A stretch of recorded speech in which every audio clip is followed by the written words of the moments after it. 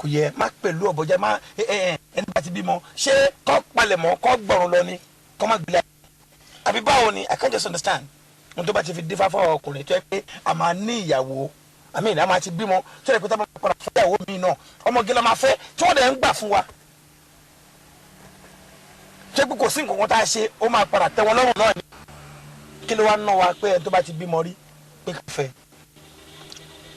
understanding ló mọ́tà jù láyé àti fẹ́ tí ó bá mi yẹ mo nífẹ̀ẹ́ ọmọbìnrin yẹn ó dẹ̀ nífẹ̀ẹ́ mi mo dẹ̀ nígbàgbọ́ pé I understand that very soon kò lè ṣe yẹn máa gbé gẹ́gẹ́ máa gbé ìyàwó ni o mọ̀ pé mi ò tiẹ̀ fẹ́ nǹkan ariwo náà ó ti yẹn sìn so ẹ bá mi gbà bẹ́ẹ̀ gbóhùn tí bá mú wá síwájú kẹ́ ẹ tẹ́wọ́ gbà.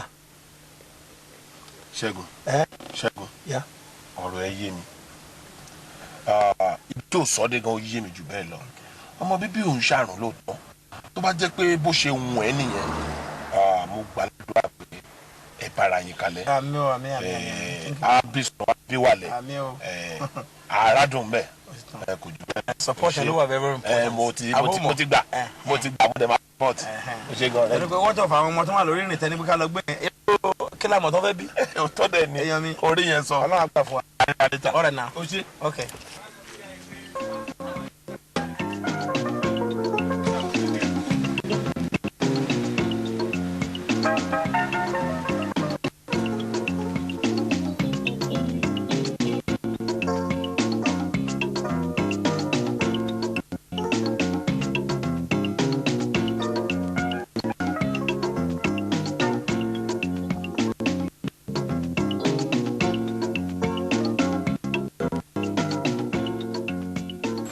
Guys, Aaron said, things now are okay. Sonny Joe, èèyàn mi take care, ó ti yẹ. Papi, ọmọ, ó máa dùn. Ẹ ṣáà má worry, ẹ take care. Ẹ ṣáà ó ti yẹ, ọbẹ̀ máa délé. Àjọ ayà.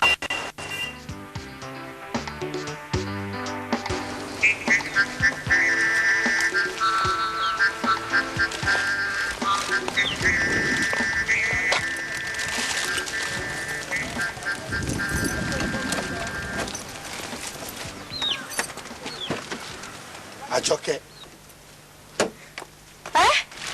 Kí ló ṣe? Kí ló ṣe?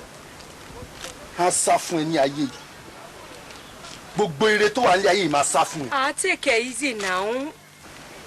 Bídèmí Akẹ́jù. Òkú ẹ̀ àbáyé ẹ. Òkú tèmi àbáyé mi. Àti wọ́. Àtàwọn tẹjọ́ ń sọ kiri pé mo kú. Ẹni bá pé n kú aṣáájú mi kú. Ẹni pé n kú alọ́wọ́rọ́kọ́ kú. Ẹni bá pé n kú agbó bí ajá kú. Take it easy now. Ní sùúrù o ṣì kù special ìpè fún ẹ. Ṣòwárí wọ gọgọ fúnra rẹ. Tírélà 12 ló máa yà wá pa ẹ. But kò ń ṣẹjọ́ mi now. Even àwọn family ẹ náà láwọn ò rí ẹ mọ́. Family ẹ láwọn ò rí ẹ mọ́ náà. Wo problem tiẹ̀ àtàwọn family ẹ nìyẹn.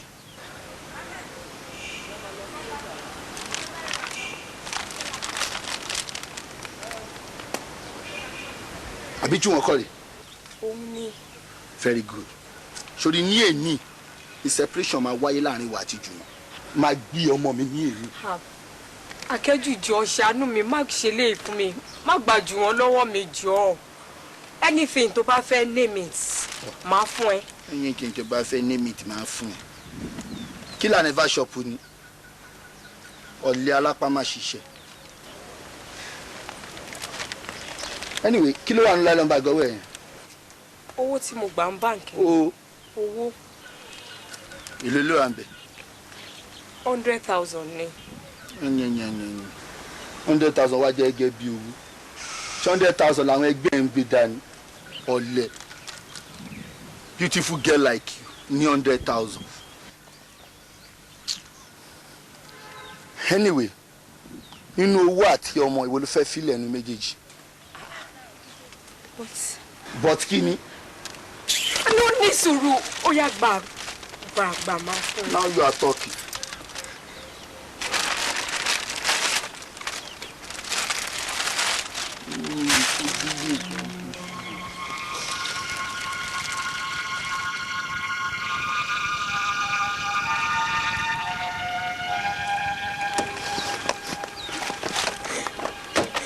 Jùwọ́n wọlé.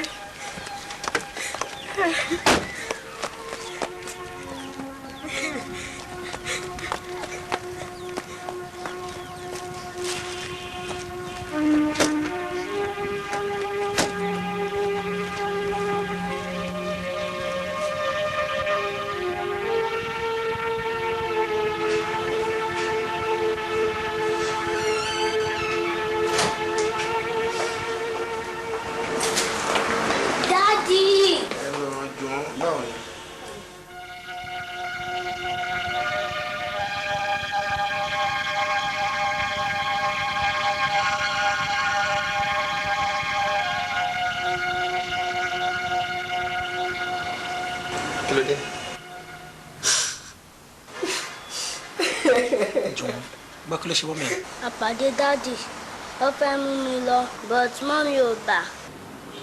Ìpàdé dádì ẹ̀ Bẹ́ẹ̀ni. ó fẹ́ mú ẹ lọ mọ́mí ò wá gbà. Bẹ́ẹ̀ni. Gbọ́ Jọkẹ́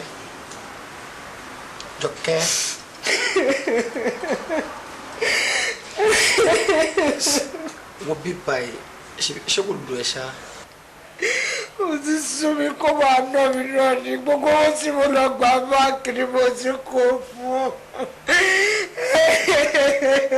Gbogbo owó tó lọ gbà ní báńkì. Ó ti gba gbogbo ẹ lọ́wọ́ mi.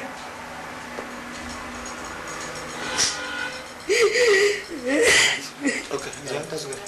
That's okay.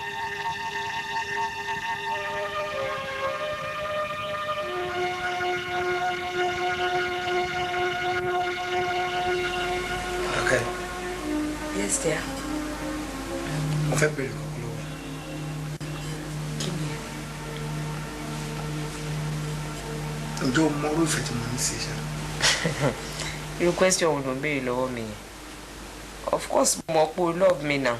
O mọ̀ pé mo nífẹ̀ẹ́ gan. Yeah.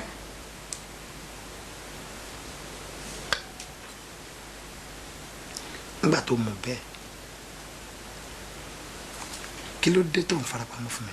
What do you mean farapamọ́ fún ẹ? Why tí mo yẹ fẹ́ farapamọ́ fún ẹ? Òkú ń farapamọ́ fẹ́ni tó máa sìn. So mi ò ní reason láti farapamọ́ fún ẹ. Tí máa farapamọ́ fún ẹ Ṣẹ́gun, ta ni mo wá fẹ́ fara mi hàn? Tó bá jẹ́ bẹ́ẹ̀, mo fẹ́ mọrú ẹ̀dá tí bàbá Jùwọ́n jẹ́ gangan. Irú ẹ̀dá wo ló ń ṣe? Bàbá Jùwọ́n, tó bá fẹ́ kí n sọ fún ẹ pé irú èèyàn tó jẹ́ gan, màá sọ fún ẹ.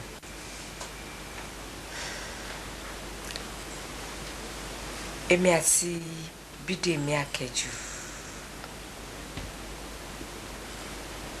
a pàdé bí young ọmọkùnrin àti ọmọbìnrin ṣe ń pàdé. A dẹ̀ ń bèrè àníyàn lọ. Along the line, mo lóyún. Ṣùgbọ́n kí n tó lóyún, Bídèmí fi gbogbo owó ẹ̀ pamọ́ fún mi pátá. Mi ò mọ irú èèyàn tí Bídèmí jẹ́. Until tí mo wá bímọ tó wá fi true colour ẹ̀ hàn mi pé olè, drug addict, olójú kòkòrò, onítẹ́tẹ́, oníjìbìtì lòun.